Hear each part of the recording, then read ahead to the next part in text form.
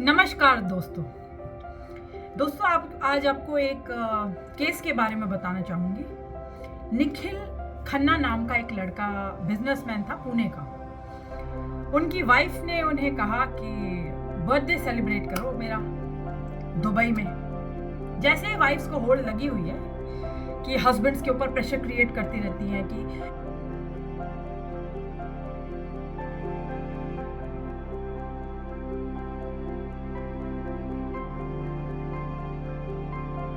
मेरी फ्रेंड के हस्बैंड तो अमेरिका लेके गए थे, मेरी फ्रेंड के हस्बैंड ने तो बैंकॉक लेके गए। ऐसे ऐसे इंटरनेशनल ट्रिप्स की काफी ज्यादा डिमांड आती रहती है वाइफ्स की तरफ से, या बड़े बड़े गिफ्ट्स की, 5 स्टार होटल स्टे की, बर्थडेज पे स्पेशली। बहुत सारी ऐसी बातें मेरे तक पहुंचती रहती है डेली बेसिस पे। लेकिन ये हादसा कुछ ज्यादा ही दुखद था। तो जो बिजनेसमैन थे अपने निखिल,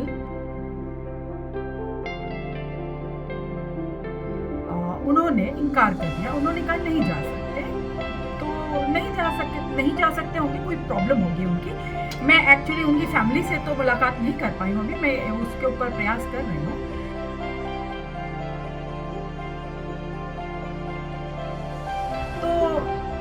बाकी की बातें पता चलेंगी कि आखिर उन्होंने क्यों मना किया। लेकिन मना करने के तो बहुत सारे रीजंस हो सकते हैं। फाइनेंशियल रीजंस हो सकते हैं, मेंटली बहुत ज़्यादा लड़के डिस्टर्ब्ड होते हैं, वो रीज़न हो सकता है, या और कोई रीज़न हो, कोई और अपॉइंटमेंट हो सकती है उस दिन, कहीं और किसी से मिलना होगा, ज़्यादा इंपॉर्टेंट होगी वो, या कोई बॉस का प्रेशर होगा। किसी भी प्रकार का कोई भी प्रेशर हो सकता है। बहुत सारे कारण हो सकते हैं उनके मना करने के। लेकिन मना करने पे वाइफ इतनी वॉयलेंट हो जाएगी कि अगले को मार ही डालेगी।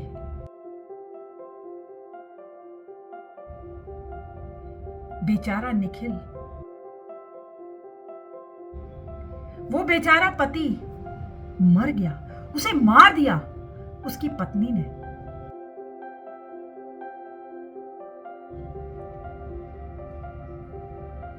काफी दुखद है। सोच के देखिए, किसी का बेटा,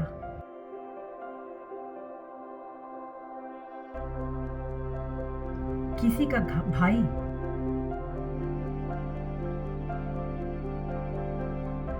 किसी का पिता,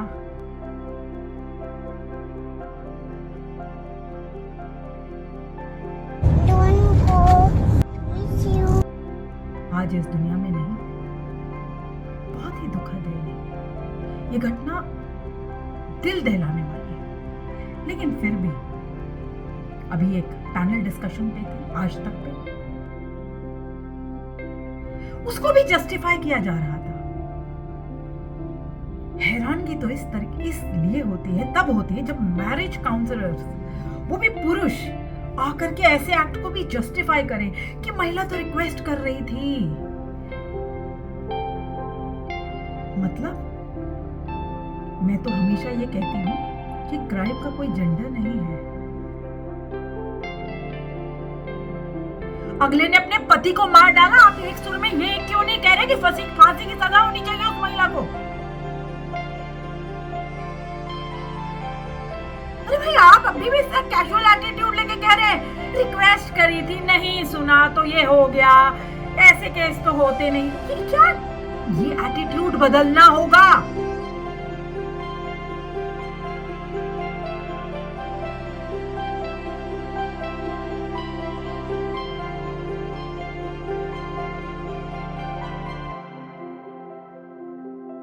एक तो सरकारें सो रही हैं,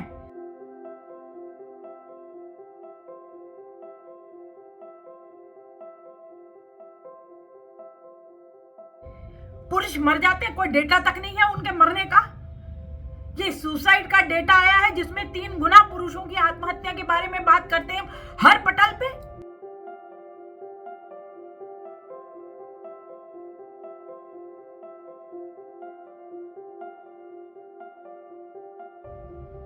और किसी भी प्रकार की कोई पॉलिसी लड़कों के लिए नहीं बन रही, कोई डेटा नहीं है, कुछ नहीं है। सरकार तो वैसे ही सो रही है।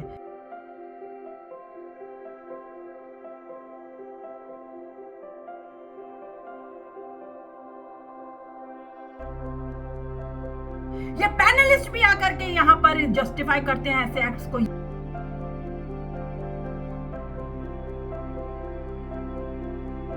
ये नहीं बोलते कि फांसी की सजा दो इस महिला को, क्या होगा, बेल मिल जाएगी इन्हें, बोल देंगी, कुछ भी बता देंगे, कोर्ट को गुमराह कर देंगी, पुलिस को गुमराह कर देंगे, आखिर महिला है, छूट ही जाएगी। 5 करोड़ केसेस पेंडिंग है, मैंने अभी भी आज तक पे बताया। मैं आप तीनों से, आदित्य जी हमारे साथ, रेखा जी मौजूद है और बरखा जी, तीनों से जो मेरा एक सवाल था वो ये है, मेन मुद्दा। बरखा जी ये बताइए कि क्या कारण आप देखती हैं, अगर आपके पास कोई केस आता है तो आपको कारण समझ में क्या आता है? मैंने आपको कारण अभी बताया है।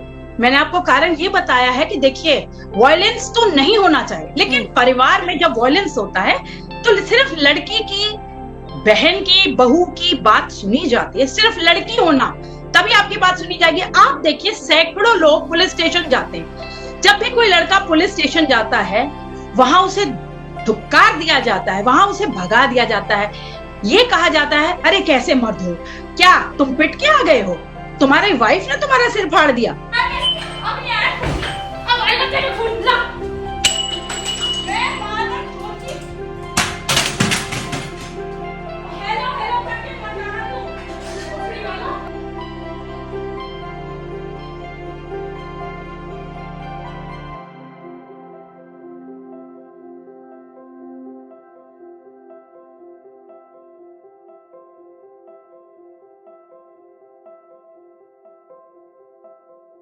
अरे ये तो हो ही नहीं सकता। तो परसेप्शन चेंज करने की जरूरत है। वायलेंस कभी भी हो सकता है, कहीं भी हो सकता है। एक और डेटा आपके साथ शेयर करना चाहूंगी। हमारा देश भारत तीसरे नंबर पे है जहां महिलाएं बेलन, हैंगर और कई प्रकार की चीजें, झाड़ू का यूज करती है हस्बैंड्स को मारने के लिए। छोटी छोटी लड़ाइयां बहुत बड़ा रूप ले लेती हैं और इसी तरह हस्बैंड मरते रहेंगे और कुछ नहीं होगा। ये न कोई पहला केस है ना। डॉक्टर निशा, इसकी कवरेज हर चैनल पे आ रही है, किसी ना किसी माध्यम से, किसी ना किसी, कभी किसी साल किसी चैनल पे, कभी टाइम्स नाउ पे आ गई, कभी दूरदर्शन पे आ गई, कभी दूसरे न्यूज इंडिया और तमाम न्यूज एक्स, पता नहीं कौन कौन से चैनल्स पे आती रही तो आ गई, या बिग एफएम, रेड एफएम, इन सब ने कवर कर लिया।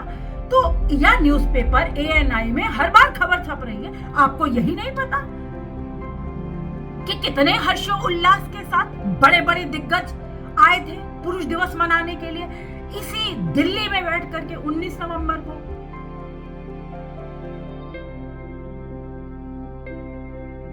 स्पोर्ट्स स्टार योगेश्वर दत्त, अवध ओझा जी, मौसिम जी जो डॉक्टर है जिन्होंने 3 बार प्रेसिडेंट को सर्व किया है, विवेक नारायण शर्मा जो सीनियर एडवोकेट हैं, ऐसे दिग्गज उस प्रोग्राम में आए थे। जनरल साहब, Sanjay Kulkarni, the nation salutes to the फौजीज।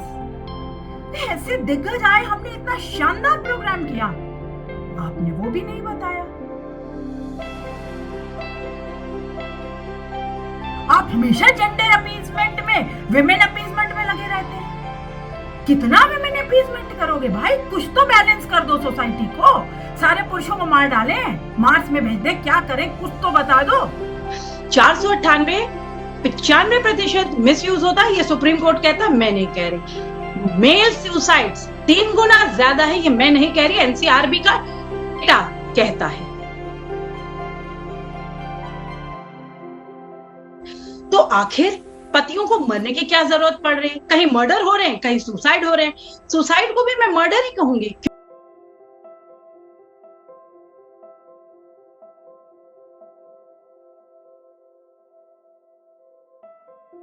क्योंकि वो दिन दहाड़े जब आपको बोला जाएगा कि तेरे को सलाखों के पीछे डाल दूंगी, तेरे माँ बाप को जेल भिजवा दूंगी, तेरी बहन की शादी नहीं होने दूंगी, क्या करेगा वो लड़का? मरेगा तो है ही, ये तो मर्डर है। जब वो पुलिस स्टेशन में उसे परेशान किया जाएगा, पूरी फैमिली को हैरेस किया जाएगा और वो माँ बाप रेल पटरी में लेट जाएंगे। किसी के माँ बाप जिसके लेटे हो ना रेल पटरी में, उससे मिल के देखिएगा, माओ के आंसू देखिए किस तरीके से आंसू बहाती है वो जब उनका बेटा मर जाता है। वही माँ रो रही होती है जिसको आप शक्तिशाली, जिस महिला को आप शक्तिशाली बनाने में लगे हो। सारे marital, maximum cases marital Discord के हैं। रेप केसेस, फर्जी रेप केसेस, 80% फर्जी रेप के।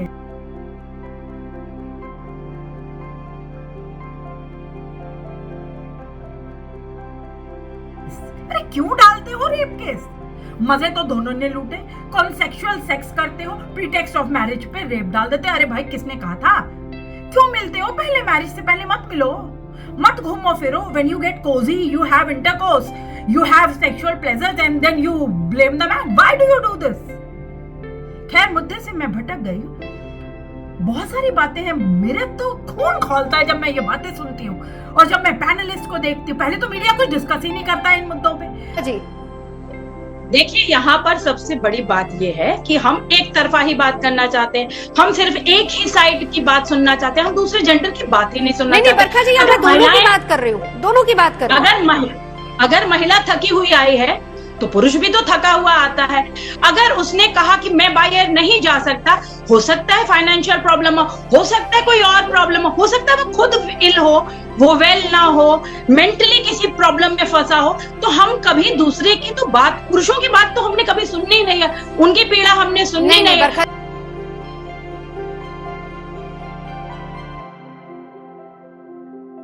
ये आज तक वाले, इन्होंने IMD अवार्ड्स के बारे में कुछ भी नहीं बताया। अभी 2 दिन पहले इन्होंने इंटरनेशनल मेंस डे मनाने की ऐसी बात कही कि कोई नहीं मनाता। अरे जो मनाते हैं उनके बारे में तुमने क्या बता दिया? 5 साल हो गए मुझे मनाते हुए, एक जिक्र तो किया नहीं कि हाँ नहीं मनाते हैं। जिनको जो मना रहे हैं, जो पुरुष दिवस मना रहे हैं, इतने धूमधाम से मना रहे हैं,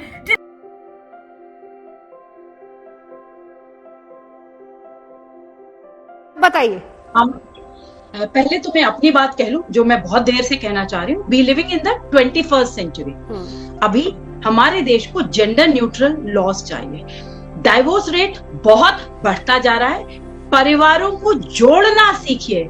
परिवारों का जिस प्रकार से विघटन हो रहा है, ये बहुत गलत संकेत है। परिवार जुड़ेगा तो देश जुड़ेगा, देश आगे बढ़ेगा। अगर आप चाहते हैं कि देश ग्रो करे तो इन छोटी छोटी समस्याओं का समाधान घर में है, पुलिस स्टेशन, कोर्ट कचहरी में नहीं है। कोर्ट में सिर्फ 5 करोड़ केसेस पेंडिंग है, सिर्फ 5 करोड़। सोचिए कितने एड ऑन्स होते जा रहे हैं। अब रहा आपका सवाल, पति पत्नी दोनों एक दूसरे, एक लाइफ को चलाने के लिए 2 पहिए हैं। दोनों को एक दूसरे का सम्मान, दोनों को एक दूसरे की बात समझनी चाहिए, कंपैटिबिलिटी बिल्ड करना चाहिए, बड़े बुजुर्गों के साथ बैठना चाहिए, उनकी बातें समझनी चाहिए। अपने ग्रंथों में बहुत बहुत चीजें लिखी है, उनसे जुड़ना चाहिए। हमें संस्कारवादी अगर हम बनेंगे, अपनी जो हमारी धरोहर है, देश की धरोहर है, अगर उस तरफ अग्रसर रहेंगे तो कभी ये तोड़फोड़ नहीं होगी और ना ही परिवार टूटेंगे। और सबसे बड़ा लॉस बच्चों का है। बिल्कुल, जो वेडलॉक में से बच्चे पैदा होते हैं उनको देखिए, अगर वो बच्चा माँ को दे दिया जाता है तो पिता तरसता है, अगर पिता को दिया जाए बच्चा, जो कि बहुत कम रेशियो है, तो माँ बहुत ज्यादा तोड़फोड़ हो जाती है और ऐसे बच्चे क्रिमिनल्स बनते हैं, ऐसे बच्चे स्टडीज नहीं कर सकते, ऐसे बच्चे सुसाइडल बच्चे की साइकोलॉजी पर भी बहुत बड़ा असर होता है। बिल्कुल बिल्कुल सही कहा बरखा जी आपने। हमारे